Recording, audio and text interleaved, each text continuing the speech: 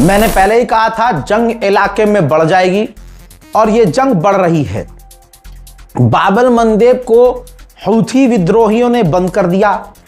ऐलान भी किया कि जो जहाज सऊदी अरब से लिंक होंगे हम उस पर हमला करेंगे।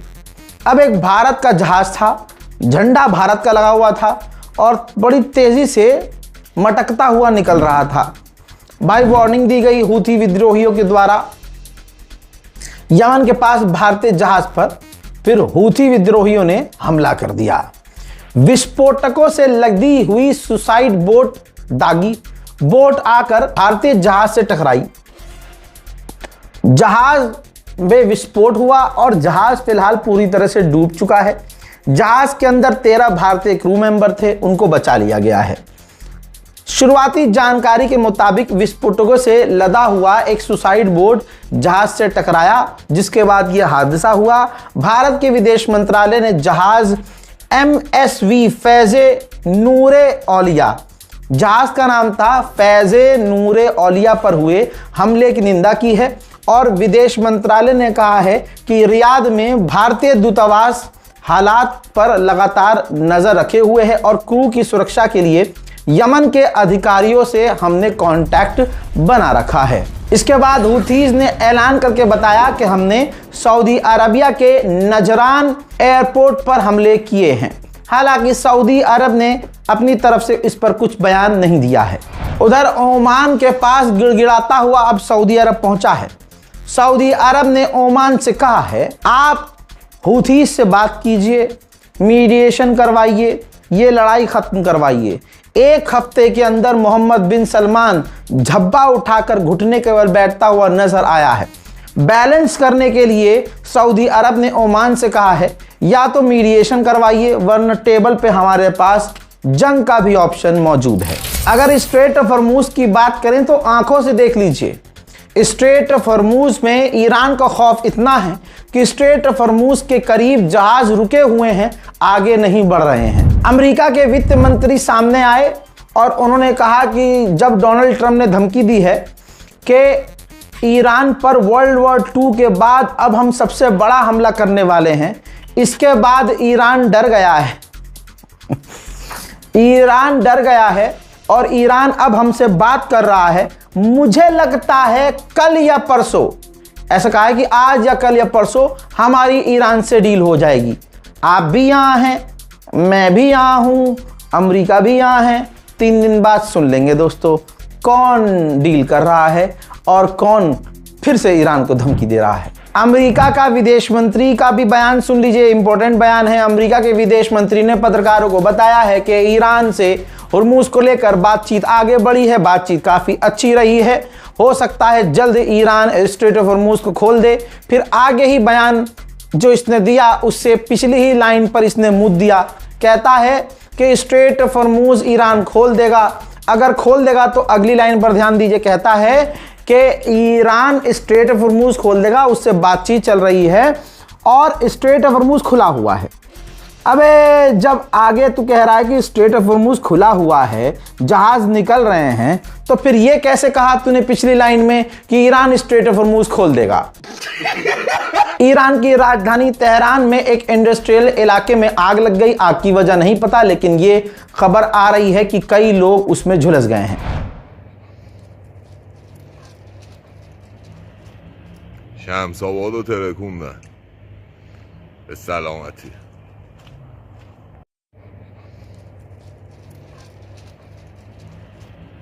शम्स आबादो ترکوندن به سلامتی. ईरान के राष्ट्रपति ने फिर से दोहराया है कि हम जंग नहीं चाहते, लेकिन जंग थोपी जा रही है। हम अपने बॉर्डर, अपनी जमीन, अपने लोगों की रक्षा करेंगे। این درگیری چه در محله، چه در شهر، چه در کشور، چه بین کشورها یه بیماری است که اتفاق افتاده. از شیطنت، قلدری، زیادخواهی یه عده آدما منشأ میگیره که به حد و حدود خودشون رضا نمیدن. आप सभी को मुबारकबाद देते हुए मैं इस खबर को पढ़ रहा हूं और शेयर कर दीजिएगा। खबर कंफर्म है कि ईरान के करीब से अमेरिका अपने फाइटर जेट यहां तक कि समुद्री जहाज भी दूर कर रहा है। तो फटी किसकी है? चड्डी। आप खुद अंदाजा लगाइए और इस वीडियो को शेयर कीजिए। अब जैसे ही ये खबर फैली, अमेरिका को लगा कि यार ये तो डैमेज कंट्रोल करना पड़ेगा, तो उसने खुद एक वीडियो जारी कर दिया जिसमें मिडिल ईस्ट के आसमान में अमेरिका का एक टैंकर अमेरिका के ही F-22 फाइटर जेट को रिफ्यूल करता हुआ नजर आ रहा है। सच्चाई यह है कि मिडिल ईस्ट के कई इलाकों से अमेरिका ने अपने फाइटर जेट, अपने टैंकर उठाकर इसराइल में तैनात कर दिए हैं। ये इसराइल का रेमोन एयरपोर्ट है, मिलिट्री एयरबेस है समझ लीजिए। यहां पर अमेरिका के बहुत सारे टैंकर एक ही फ्रेम में खड़े हुए नजर आ रहे हैं। उधर मेरे दोस्तों हमला करने की अब औकात नहीं रही, या यूं कहो अब इतनी हिम्मत नहीं रही, क्योंकि वो सारी बड़ी मिसाइलें मारकर ईरान पर देख चुका है, खामनाई को शहीद करके देख चुका है। ईरान का एक बच्चा भी नहीं झुक रहा है।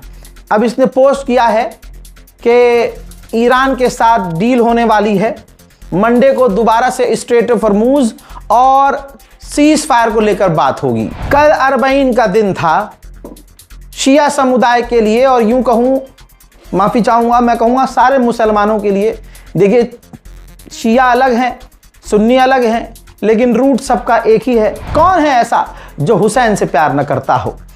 40वें का दिन अरबईन कहलाता है। मेरे दोस्तों, इराक में करबला के अंदर लाल झंडा दिखाया गया। इमाम हुसैन के हरम में उनके रोज़े के सामने लाल झंडा लहराया गया। काफ़ी बड़ा झंडा है, और मिडिल ईस्ट में ये लाल झंडा, इराक, ईरान, सीरिया, उस तरफ ये लाल झंडा बदले की भावना का होता है कि हम दुश्मन से बदला लेंगे। लिहाजा ईरान समर्थक और ईरानियों का मूड साफ है कि कातिले खामनाई को छोड़ना नहीं है।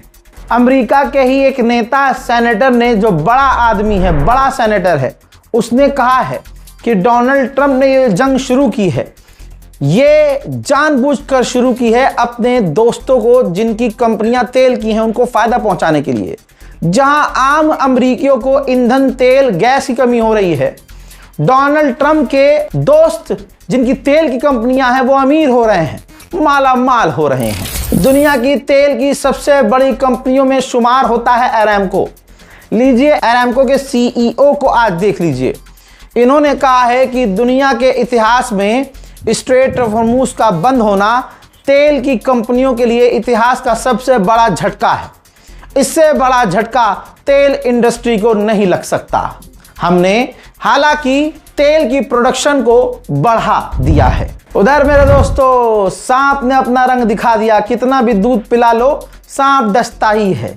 सीरिया के जोलानी ने अपनी फौज को, जो सीरिया की फौज है, उसे इराक से सटे बॉर्डर पर रेड अलर्ट पर डाल दिया है। ईरान ने कहा है कि ऐसी मिसाइल्स जिसे हमने आज तक इस्तेमाल नहीं किया और दुनिया को दिखाया तक नहीं है, ऐसी एंटी शिप क्रूज मिसाइलें हम अमेरिका के युद्धपोत के खिलाफ तैनात करने की तैयारी में हैं। अमेरिका दावा कर रहा है कि हमने 45 ईरान के जहाज़ों को स्ट्रेट ऑफ हॉर्मुज से घुमा दिया है, हमने क्रॉस करने नहीं दिया है। एक अफवाह उड़ी, पिछले 24 घंटे से उड़ी रही है कि ईरान के राष्ट्रपति पेजेश्कियान रिजाइन देने वाले हैं। हालांकि जब ये खबर पहुंची पेजेश्कियान तक, तो पेजेश्कियान ने इसको झूठी अफवाह बताकर इनकार कर दिया है। अमेरिका और इसराइल किस कदर फेल हुए हैं, इसमें कमाल ईरान का नहीं है, ये गैबी ताकत है जिसने ईरान की ये मदद की है। इसराइली मीडिया के द्वारा पूरा चिट्ठा खुल चुका है कि इजराइल ईरान इराक के बॉर्डर पर हवाई हमले करता, बॉर्डर टूटता, भगदड़ मचती, 1 लाख से ज़्यादा कुर्दिश आतंकी ईरान में घुसते और वो सपोर्ट करते रज़ा पहलवी को, और जो ईरान के अंदर रहने वाले ही रज़ा पहलवी के सपोर्टर थे वो उनके साथ मिलकर लगभग 1.5 से 2 लाख लोग हो जाते, और फिर तेहरान जैसे अलग अलग शहरों पर कुर्दिश आतंकी कब्जा कर लेते, और फिर एक तरह से बड़ी जीत इसराइल और अमेरिका की होती और आज की तारीख में कहानी कुछ और होती। लेकिन ताकत गैबी ऐसी ईरान के साथ थी कि कुर्दिश तब से लेकर आज तक पिट रहे हैं। डोनाल्ड ट्रंप अमेरिका के मिनिस्टर्स, विदेश मंत्री कह रहे हैं कि ईरान से बातचीत हो रही है।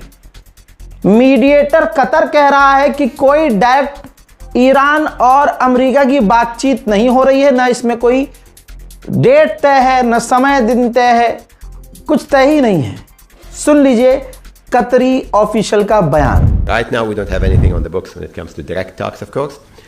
We are doing our job as mediators along with Oman and the other mediators and Pakistan and everybody in the region in exchanging ideas between parties, but we are hopeful that if we can get a resumption of the talks anytime soon, we'd be able to push forward towards a major deal that would help us walk back into भाई mediator बनाकर पाकिस्तान को Trump पछता रहा है, कोई फायदा नहीं हुआ।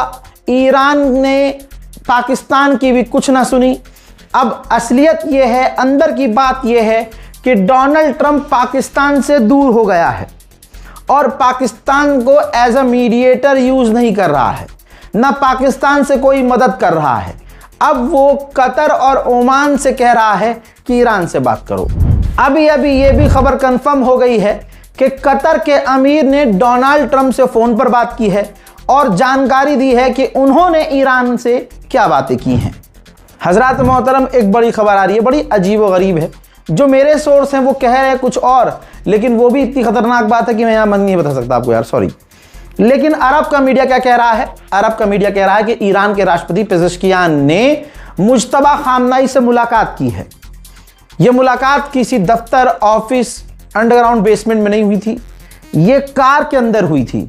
लेकिन कहा जा रहा है कि इस तरह के माहौल में हुई थी कि मुज्तबा खामनाई और जो ईरान के राष्ट्रपति हैं उन्होंने एक दूसरे को देखा नहीं, फोन देखा नहीं, आवाज सुनी है मुज्तबा खामनाई की ईरान के राष्ट्रपति ने।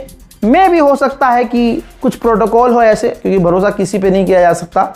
सवाल पेजेश्कियान पर भी कई बार उठे हैं, इसलिए तो पेजेश्कियान हो सकता है अगली सीट पर हो और सुप्रीम लीडर शायद पिछली सीट पर हो, बीच में पर्दा लगा रखा हो, कुछ भी हो सकता है। बहरहाल यही बात अरब की मीडिया के द्वारा सामने आई है। ये तो कंफर्म है कि जनाब मुज्तबा खामनाई जिंदा हैं। हजरत मोहतरम, फिलहाल के इस ईरान स्पेशल रिपोर्ट में इतना ही। इस रिपोर्ट को शेयर कीजिए, इंतजार कीजिए मेरे अगले अपडेट का। तब तक के लिए जय हिंद व सलाम।